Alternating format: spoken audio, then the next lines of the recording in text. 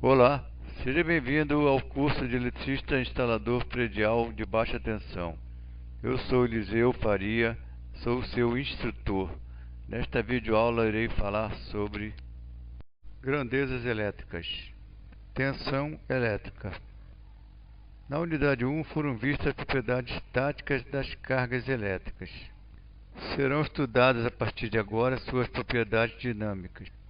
Supondo-se uma região no espaço onde atua o campo elétrico produzido por uma carga positiva e colocando-se um elétron em um ponto A, distante de uma distância muito pequena, distância A da carga que gerou o campo.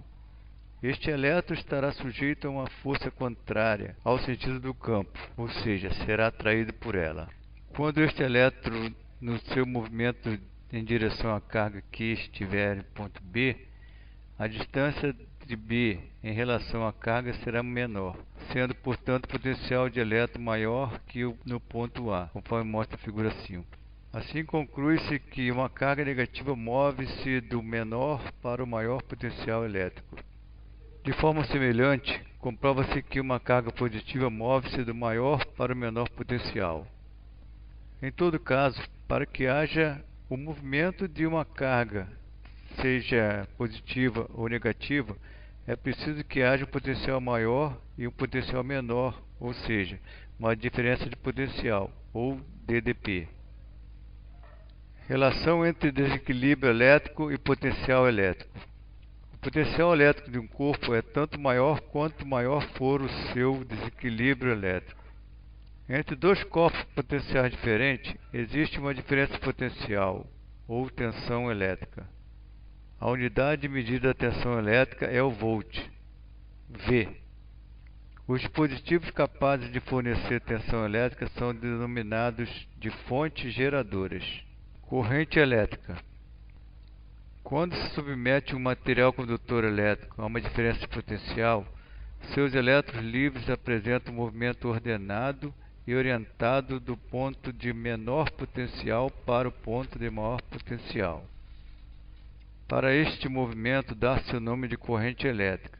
A intensidade desta corrente elétrica, representada por I e medida por ampere, A, é a medida da quantidade de carga que se deslocam pelo condutor a cada segundo, ou seja,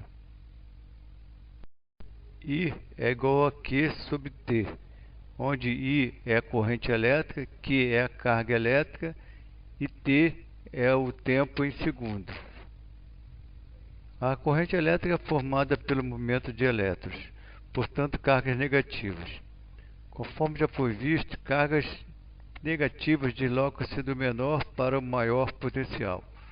No entanto, para facilitar a análise de circuitos, evitando representar a corrente negativa, utiliza-se o chamado sentido convencional de circulação da corrente, ou seja, convenciona-se dizer que a corrente é formada por portadores de carga positiva deslocando-se do potencial maior para o potencial menor. Assim, indicamos a corrente como uma seta deslocando-se do polo positivo para o polo negativo da fonte, conforme ilustrado na figura 6. Múltiplos e submúltiplos da unidade de medida de intensidade da corrente elétrica podem ser verificados na tabela 1. Circuito elétrico. Chama-se circuito elétrico aos dispositivos capazes de transformar a energia elétrica em outra forma qualquer de energia. Para que isso possa ocorrer, precisa-se que pelo circuito elétrico circule uma corrente elétrica. Já foi estudado que a corrente elétrica é formada pelo movimento de elétrons. No entanto, para que este movimento possa ocorrer, são necessários dois potenciais elétricos diferentes, ou seja, uma diferença de potencial, ou como é mais comumente conhecido, uma tensão elétrica. Logo, conclui-se que só haverá corrente elétrica se houver tensão elétrica. Sendo a tensão elétrica a força que provoca o movimento dos elétrons, corrente elétrica, Esta é também chamada de força eletromotriz, FEM, ou seja, a força que move os elétrons. Além disto, para que exista circulação de corrente elétrica, é necessário também a existência de um meio material que permita a circulação dos elétrons, ou seja, um material condutor elétrico. Este material condutor, geralmente sob a forma de fios condutores, deve permitir aos elétrons um caminho de ligação entre os dois potenciais de fonte de alimentação, ou seja, um circuito elétrico deve ser um caminho fechado por onde os elétrons circulam. Também deverá haver no circuito um elemento conversor de energia, responsável por transformar energia elétrica em outra forma de energia. Este material condutor, geralmente sob a forma de fios condutores, deve permitir aos elétrons um caminho de ligação entre os dois potenciais da fonte de alimentação, ou seja, um circuito elétrico deve ser um caminho fechado por onde os elétrons circulam. Também deve haver no circuito um elemento conversor de energia, responsável por transformar a energia elétrica em outra forma de energia. Este elemento pode ser, por exemplo, uma lâmpada, um motor elétrico ou uma campainha.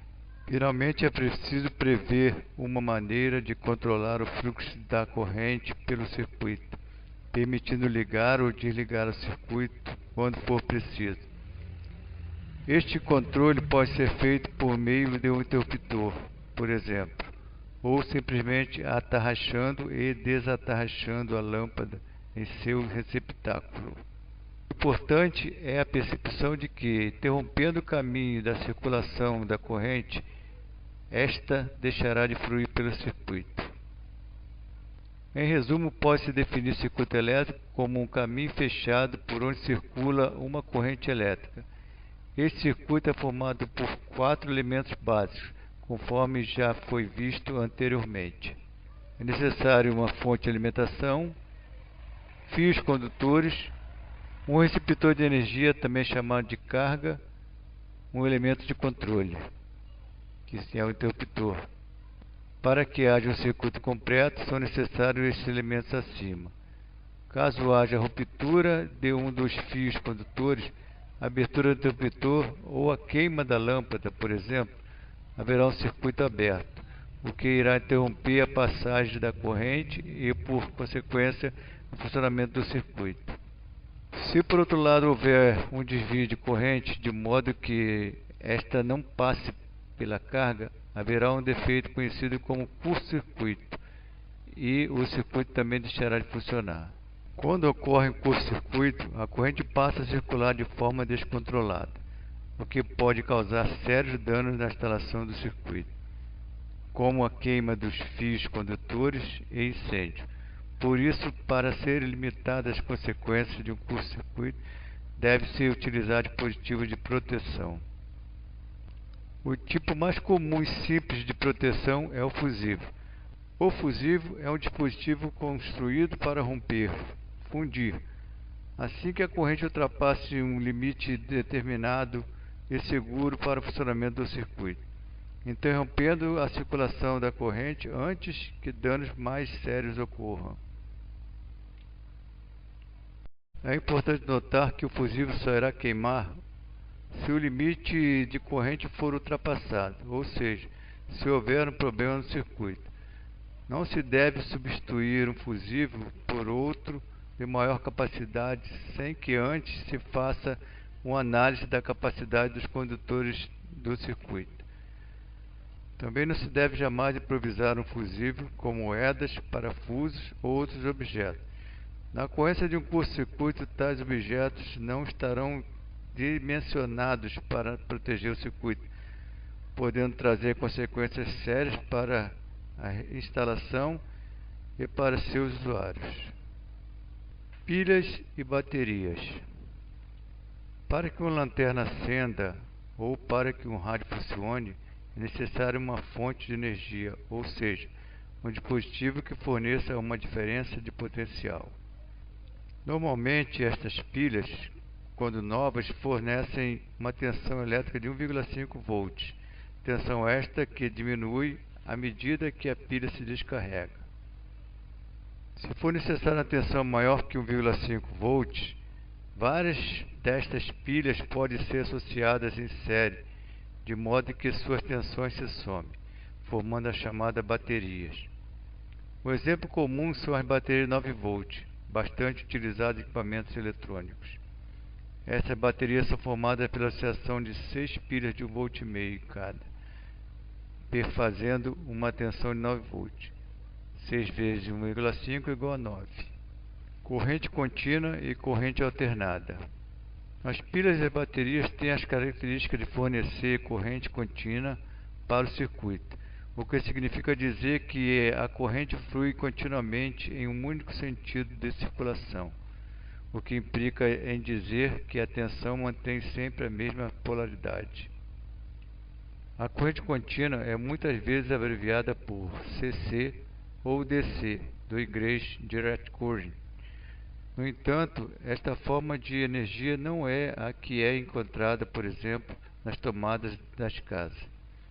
Neste caso, a tensão alternada inverte sua polaridade periodicamente em intervalos de tempo bem definidos, o que faz com que a corrente também apresente sentido de circulação alternado, ora no sentido oposto. A este tipo de corrente dá-se o nome de corrente alternada, abreviada por CA ou AC, do inglês Alternate Current.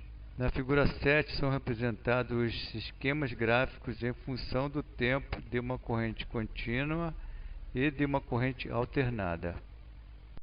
A distribuição de energia pela concessionária dá-se sob a forma de corrente alternada por uma série de facilidades operacionais. No entanto, muitos aparelhos, sobretudo os eletrônicos, necessitam de uma corrente contínua para funcionar. Neste caso, são usados dispositivos adaptadores conhecidos no mercado como alimentadores de pilha. Estes dispositivos utilizam a alimentação em corrente alternada e converte em corrente contínua, em níveis de tensões adequados para o equipamento a que se destinam.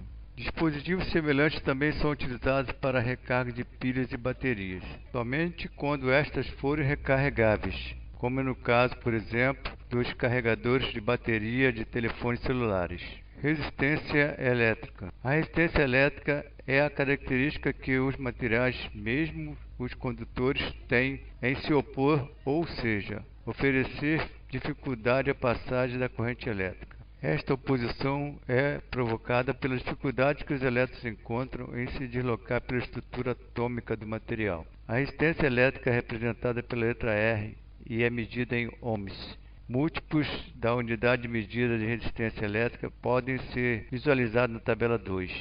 Usualmente, os circuitos elétricos representam-se a resistência através dos símbolos da figura 8. A resistência elétrica do material depende da composição deste material e suas dimensões físicas. Em qualquer material, a dificuldade oferecida à passagem dos elétrons faz com que estes se choquem contra a estrutura atômica, provocando aquecimento do material. Este fenômeno é conhecido como efeito Joule e pode ser suspeitado, por exemplo, na construção de aquecedores elétricos. Quanto à sua composição, os materiais se diferem por sua resistência específica.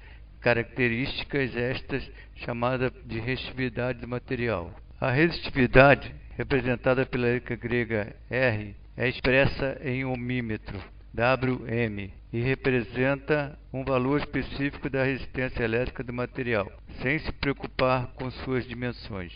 Assim, duas barras de cobre com exatamente a mesma composição terão resistividades iguais, podendo, no entanto, ter resistências elétricas diferentes. Abaixo segue a fórmula da resistência elétrica em função da resistividade do material, do comprimento do condutor e da seção transversal. Esta é a fórmula da resistência elétrica em função da resistividade do material, do comprimento do condutor e da seção transversal. Assim, uma barra de ferro e outra de cobre com exatamente as mesmas dimensões terão resistências diferentes, uma vez que os dois materiais têm resistividades diferentes. Também em relação a duas barras de cobre, quanto mais comprida for a barra, maior será a resistência, e quanto maior for a seção, menor será a resistência. Partindo deste conceito, Pode-se construir uma resistência elétrica de valor variável, através de cursor que desliza sobre a resistência fixa. Conforme a posição que esse cursor se encontra, a distância entre este ponto e a extremidade da resistência irá determinar o valor de resistência, que se torna variável, uma vez que a posição do cursor pode ser variada. Quando esses dispositivos são construídos a partir de resistência de carbono, são chamados de potenciômetros e são usados em dispositivos eletrônicos, o controle de volume de um rádio, por exemplo. Se forem construídos a partir de resistência de fio, são chamados reostatos e encontram-se em aplicações industriais, como por exemplo na partida de certos tipos de motores elétricos. Lei de Ohm. A lei de Ohm estabelece uma relação entre as grandezas elétricas tensão, corrente e resistência de um circuito. A equação matemática da lei de Ohm é expressa por I é igual a V sobre R, onde I é a corrente elétrica medida em ampere, V é a tensão elétrica medida em volts e R é a resistência elétrica medida em ohms. Para utilizar as equações de corrente da lei de Ohms, as grandezas elétricas devem ser valores expressos em unidades fundamentais, volt, ampere e ohms. Para tornar mais simples a utilização da equação da lei de Ohms, costuma-se usar um triângulo para facilitar. Agora vou demonstrar as 3 fórmulas para fazer o cálculo da lei de Ohms, que são elas. Cálculo da corrente. A corrente é igual a volt sobre a resistência. O cálculo da resistência. A resistência é igual a volt sobre a corrente. E cálculo da tensão é igual a corrente vezes a resistência. Agora eu vou falar de potência e energia. Sabe-se da física que o conceito de potência está associado à quantidade de energia transformada ou trabalho realizado por unidade de tempo. No caso da potência elétrica, é uma medida de energia transformada por um aparelho elétrico, tipo lâmpada, aquecedor, motor, etc., por unidade de tempo. Quanto maior for a potência de uma lâmpada, maior será a quantia de energia elétrica convertida em luz em um mesmo intervalo de tempo.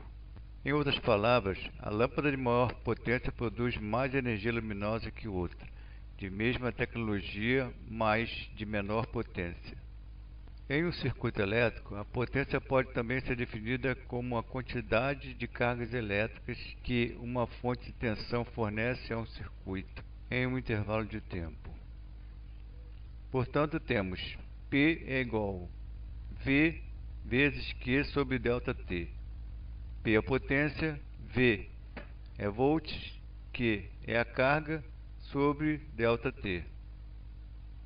Mas é também conhecido que a taxa Q sobre ΔT representa a quantidade de cargas elétricas que percorre o circuito por unidade de tempo, ou seja, a corrente elétrica que percorre o circuito. Assim, podemos expressar a potência como P é igual a V vezes I, onde P é a potência, V é volts e I é a corrente. Portanto, se quiser achar a tensão do circuito, é só fazer a equação V é igual a P sobre I. E se quiser achar a corrente do circuito, é só fazer a equação I é igual a P sobre V. Da expressão acima, conclui-se que potência elétrica é expressa em volt vezes ampere, V vezes A. Para circuitos em corrente contínua, é mais comum expressar a potência em uma unidade equivalente, o watts.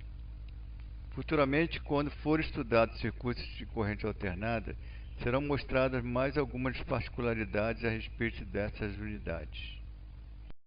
Agora vou demonstrar as 3 fórmulas para fazer o cálculo da lei de Ohms, que são elas. Cálculo da corrente. A corrente é igual a volt sobre a resistência. O cálculo da resistência. A resistência é igual a volt sobre a corrente. E cálculo da tensão é igual a corrente vezes a resistência. Agora eu vou falar de potência e energia. Sabe-se da física que o conceito de potência está associado à quantidade de energia transformada ou trabalho realizado por unidade de tempo. No caso da potência elétrica, é uma medida de energia transformada por um aparelho elétrico, tipo lâmpada, aquecedor, motor, etc., por unidade de tempo. Quanto maior for a potência de uma lâmpada, maior será a quantia de energia elétrica convertida em luz em um mesmo intervalo de tempo. Em outras palavras, a lâmpada de maior potência produz mais energia luminosa que outra, de mesma tecnologia, mas de menor potência. Em um circuito elétrico, a potência pode também ser definida como a quantidade de cargas elétricas que uma fonte de tensão fornece a um circuito em um intervalo de tempo. Portanto, temos P é igual a V vezes Q sobre ΔT. P é a potência, V é volts, Q é a carga sobre ΔT. Mas é também conhecido que a taxa Q sobre ΔT representa a quantidade de cargas elétricas que percorre o circuito por unidade de tempo, ou seja, a corrente elétrica que percorre o circuito. Assim, podemos expressar a potência como P é igual a V vezes I, onde P é potência, V é volts e I é a corrente. Portanto, se quiser achar a tensão do circuito, é só fazer a equação volts, V é igual a P sobre I. E se quiser achar a corrente do circuito, é só fazer a equação I é igual a P sobre V. Da expressão acima, conclui-se que potência elétrica é expressa em volt vezes ampere, V vezes A. Para circuitos em corrente contínua, é mais comum expressar a potência em uma unidade equivalente, o watts. Futuramente, quando for estudado circuitos de corrente alternada, serão mostradas mais algumas particularidades a respeito dessas unidades. Agora falarei sobre energia elétrica. Foi visto na sessão anterior que a potência é a quantidade de trabalho realizado em um determinado intervalo de tempo. Assim, pode-se expressar a energia como sendo energia é igual a potência vezes ΔT, que é a unidade de tempo. A unidade de energia no sistema internacional é o Joule. No entanto, os medidores de energia presentes nas residências medem a quantidade de energia consumida em outra unidade, o quilowatt-hora. Esta unidade de medida é usual porque, uma vez que está avaliando a energia consumida em um longo intervalo de tempo, um mês, a medição em Joule resultaria em um valor numérico muito grande, pois o tempo deveria ser informado em segundos.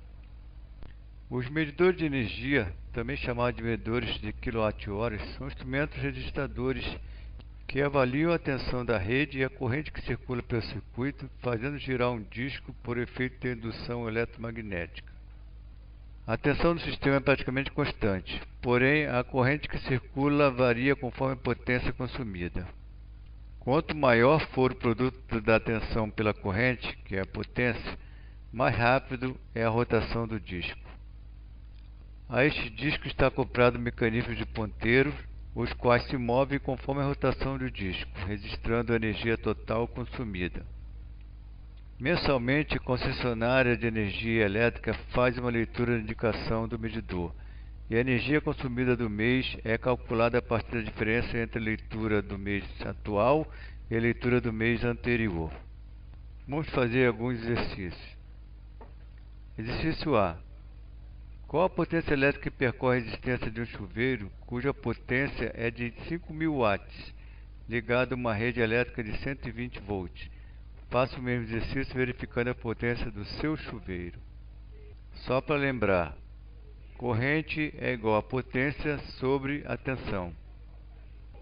No caso B, supondo outro chuveiro, também de 5.000 watts, porém ligado a uma rede de 220 volts, qual será a corrente elétrica neste caso? Da mesma forma, corrente é igual a potência sobre a tensão. Agora no exercício C, comente as vantagens e desvantagens das duas situações apresentadas nos exercícios anteriores.